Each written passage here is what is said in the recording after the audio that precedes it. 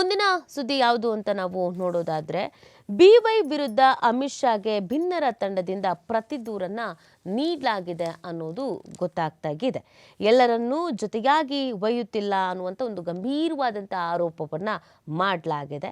BJP ಶಾಸಕ ಬಸನಗೌಡ ಪಾಟೀಲ್ ಯತ್ನಾಳ್ ಬಣದ ಮುಖಂಡರು ಪಕ್ಷದ ರಾಜ್ಯಾಧ್ಯಕ್ಷ ಬಿವೈ ವಿಜಯೇಂದ್ರ ವಿರುದ್ಧ ಕೇಂದ್ರ ಗೃಹ ಸಚಿವ ಅಮಿತ್ ಶಾ ಅವರಿಗೆ ದೂರನ್ನ ನೀಡಿದ್ದಾರೆ.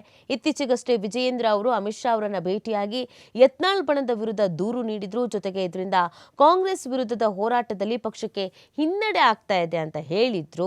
ಅದಕ್ಕೆ ಈಗ ಯತ್ನಾಳ್ ಬಣದವರು ಪಕ್ಷದ ವರಿಷ್ಠರಿಗೆ ದೂರನ್ನ ನೀಡಿರುವುದು ಸಾಕಷ್ಟು ಕುತೂಹಲಕ್ಕೆ ಕಾರಣವಾಗ್ತಾ ಇದೆ. ವಕ್ಫ್ ಹೋರಾಟಕ್ಕೆ ಈ ಬೆನ್ನಲ್ಲೇ ಅಮಿತ್ ಶಾ ಮೆಚ್ಚುಗೆಯನ್ನು ಕೂಡ ಸೂಚಿಸಿದ್ದಾರಂತೆ. ವಕ್ಫ್ ಆಸ್ತಿ ವಿವಾದಕ್ಕೆ ಸಂಬಂಧಿಸಿ ಯತ್ನಾಳ್ ಬಣದ ಹೋರಾಟಕ್ಕೆ ಬಿಜೆಪಿಯ ಪ್ರಭಾವಿ ರಾಷ್ಟ್ರೀಯ ನಾಯಕರು ಆಗಿರುವಂತಹ ಕೇಂದ್ರ ಗೃಹ ಸಚಿವ ಅಮಿತ್ ಶಾ ಮೆಚ್ಚುಗೆ ಸೂಚಿಸಿದ್ದಾರೆ ಎನ್ನಲಾಗಿದೆ.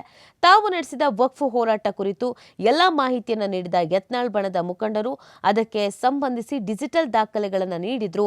ಇದನ್ನು ಪರಿಶೀಲಿಸಿ ಅಮಿತ್ ಶಾ ಈ ಹೋರಾಟವನ್ನು ತಾಲೂಕು ಮಟ್ಟದಲ್ಲೂ ಮುಂದುವರಿಸಿ ಅಂತ ಸಲಹೆ ಕೊಟ್ಟಿದ್ದಾರಂತೆ. ಅಲ್ಲಿಗೆ ವಿಜಯೇಂದ್ರ ವಿರುದ್ಧ ಒಂದಷ್ಟು ಕಂಪ್ಲೇಂಟ್ಸ್ ಅನ್ನ ಮಾಡಿದ್ದಾರೆ ಮತ್ತು ಯತ್ನಾಳ್ ಟೀಮ್ ಅವರು ಹೈಕಮಾಂಡ್ ನಾಯಕರು ಎಷ್ಟೇ ಶಿಸ್ತನ್ನು ಕಾಪಾಡಿ ಅಂತ ಹೇಳಿದ್ರು ಕೂಡ ಶಿಸ್ತು ಕಾಪಾಡ್ತಿಲ್ಲ ಅಂತ ಹೇಳಲಾಗ್ತಾ ಇತ್ತು. ಅದಾಗಿಲ್ಲ ಅನ್ನೋದು ಗೊತ್ತಾಗ್ತಾ ಇದೆ. ಯಾಕಂದ್ರೆ ಅವರ ವಿಚಾರವನ್ನ ಹೊಗಳಿದ್ದಾರೆ, ಅವರ ಕಾರ್ಯ ವಿಚಾರವನ್ನ ಹೊಗಳಿದ್ದಾರೆ, ಯತ್ನಾಳ್ ಅವರ ಕಾರ್ಯ ವಿಚಾರವನ್ನ ಹೊಗಳಿದ್ದಾರೆ ಅಮಿತ್ ಶಾ ಅವರು ಅನ್ನೋದು ಗೊತ್ತಾಗ್ತಾ ಇದೆ. ಈ ಮುಖಾಂತರವಾಗಿ ಯತ್ನಾಳ್ ಅವರ ಟೀಮ್ಗೆ ಒಂದ್ ರೀತಿಯಲ್ಲಿ ಮೇಲುಗೈ ಆಗಿದೆ ಅಂತ ಹೇಳಿದ್ರೆ ತಪ್ಪಾಗಬೇಕಿಲ್ಲ.